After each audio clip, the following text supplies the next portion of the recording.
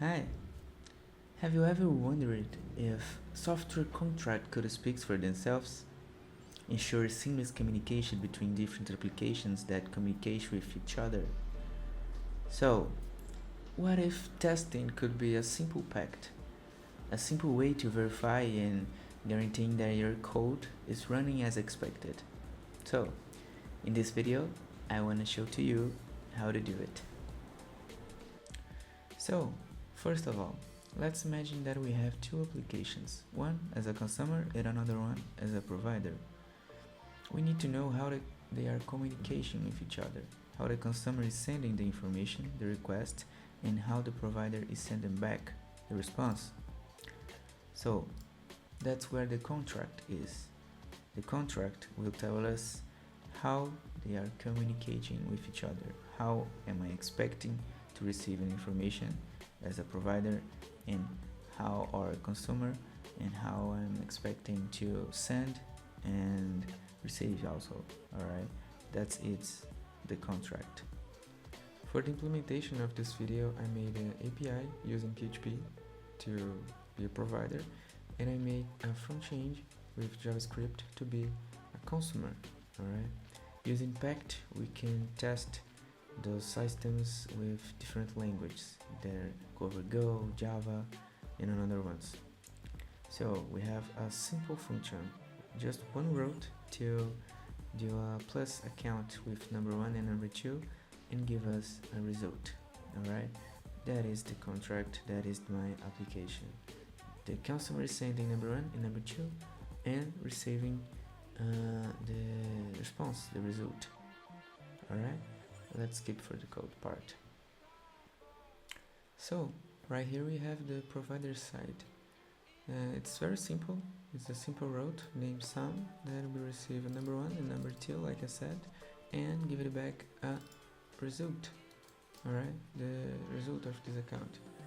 You don't need to know how PHP works. It's just you just need to know how the route works, the API. And let's run with this command. It's already running, and let's talk about the consumer part. It's very simple too. It's okay. It just have one function to do a post request to our API at provider side and treat the response. That's it. And now talking about contract testing using Pact. The contract it's always done by the consumer, by the front end. The consumer tells how they want to receive and send some information, right? So, giving a spoiler, the front end contract, it's right here. The contract for the application. We are going to generate this contract with Pact, but giving a spoiler is just very simple. Just two parameters that we write, and we are matching the type that guarantees that it's an integer, and it's okay. Alright, so we need to test the code, and after do a contract. Alright, so let's test it. We have to configure the Pact, and I'm using Mocha to test, but it works with another tools for testing, but I'm using Mocha. And right here is the configuration, and I just named my consumer as frontend and my provider as backend, and in my host, that's where my API for mocking the backend API. So to test with Pact, we don't need to run this application at provider side. I just quit right now. The Pact will run mock services to just run the contract at the consumer part. Alright, it's simple. Just after the contract and after the publish of the contract, we will test at provider side. So right now it's just for consumer. Okay, so we tell the port the log and the dir for the contract, and type of the spec, the course, and this merge configuration, it's for merge the contract. If I have two contracts with the same description, the same function, they will merge. Alright, so right here it's where the magic happens. So if you are familiarized with Mocha or Jest using Pact, they look like the same. It's totally fine, it's okay to do it. So we are doing a simple test file, and we are telling how the contract is. Right here I'm saying where the payload needs to be. So number 1 need to be something like 10, and number 2 something like 20. Not exactly like 10 or 20, because that will be horrible. I can test only with 2 numbers, so that's not the point. The point is they need to be integers. They can't be strings. They can't be decimal values, alright? They need to be something like 10, something like an integer value, alright? So I'm also telling how my result should be. For this account is 30, it's okay. And before the test starts, we need to start the mock provider, the Pact mock, like we define in the back.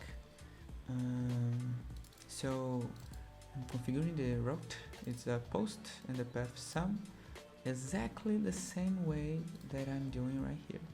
Post, the name sum, and with the request payload that I define right here, and the expect body that I define right here.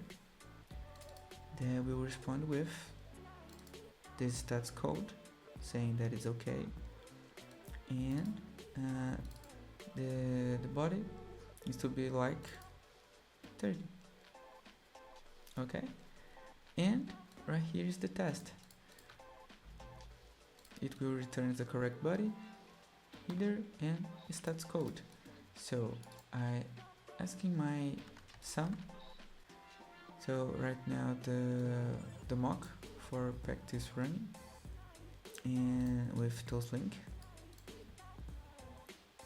So right now the Pact mock is running with this link and with this route, and when I run sum, it will call this mock provider and do my contract if the code could write it. So let's do a clear function right here and calls for my script. Let me see. Test consumer.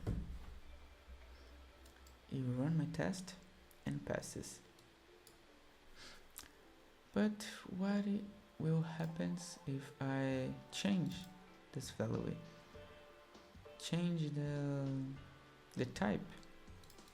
Let's say right now I'm sending a string.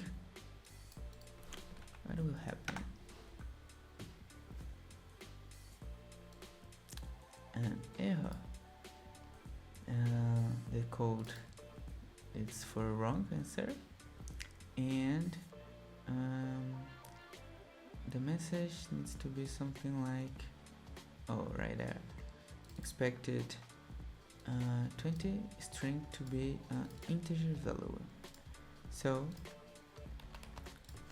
to correct it, just remove and the code should be run. Okay, and the contract, it's right here. Now we have to publish to Pact broker, do a simple Pact flow. Okay, I'm gonna explain. Right now I'm using Docker to simulate a Pact, or a Pact broker, So it can be a server, but I'm using Docker because it's more simple to show to you how it works. So we must have a server that will receive the contract. Let's just erase and delete this contract to show to you how it can be done. So now we have the contract right here, and we need to publish these results to the provider. Can also ensure that their part of the code is also okay, totally fine. So let's run the pact publish. It's the command right here to publish my results, publish my contract. Like I said, it's simple. There is a right way for do it at the best, like the Nirvana of contract testing, the Nirvana for Pact flow. I'm gonna give a link for you to see, but it's a real good code to see and do the right way. In this code, in this video, I just want to show to you how it can be done, how it the possible way.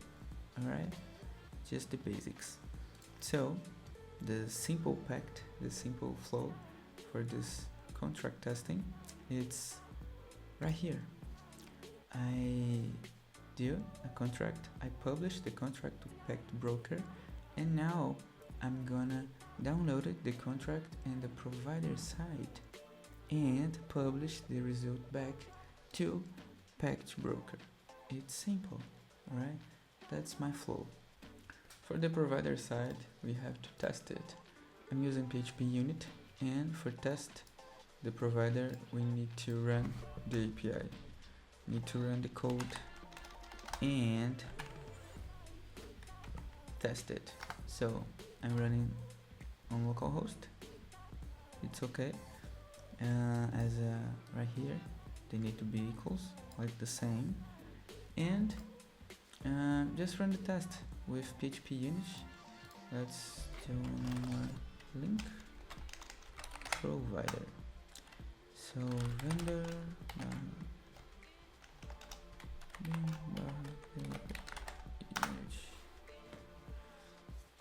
that part, I'm running the code, sending the exactly contract right here. I download it.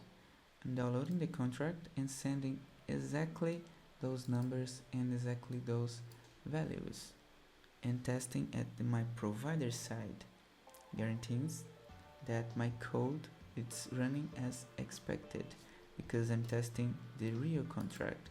I'm testing the parameters, I'm testing the body, matching types, I'm testing all of those things at the same time, and the front end and the backend side, the consumer and the provider. So that's why it's a huge thing. Contract testing is not just a schema JSON test, it's not an integration test. Contract testing needs to be done, and huge enterprise that praise and for quality. Alright, so let's see. Now we test and also publish just with one comment, and let's see. 1 minute ago I verified my contract. Let's see my contract, my interactions.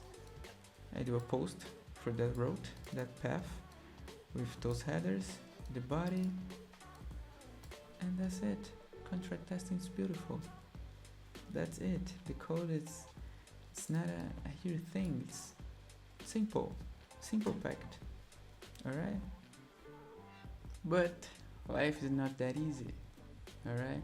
So let's imagine what problems can happen in a real implementation. Let's imagine that I'm a junior developer and I think that this code is wrong. I want to change it. I think the response is more interesting. It's more clean to call us some. Okay, let's run my API. This could be too gitch to, I can run my test, I can run my integration test, unit test on my code and change these testings, and the code will pass on the pipeline, on the Git flow. It's totally fine. But when I run my contract testing and guarantees that my code is running as expected and is right to the contract, it will break. Right here we can see that is a problem with my code. Failed. My code is not running as well. So my front change, my consumer don't know that changed. So I need to call and says, well, I've changed this route, I've changed this parameter, so change it too. In the front change we write another contract and now then and pass to the pipeline and to the Pact flow. Alright? So this is why it's so important to do contract testing. Alright? It's for integration to microservices, for front-end and back-end. It's the most important thing, in my opinion, to test. Contract, the integration, alright? The communication is the key. Okay? So, that's my video, and see you for the next videos, and that's it. I'm gonna put the link for this repository on GitHub, and if you want, just give me stars or fork this repository. It's very good for me. Alright? Thanks.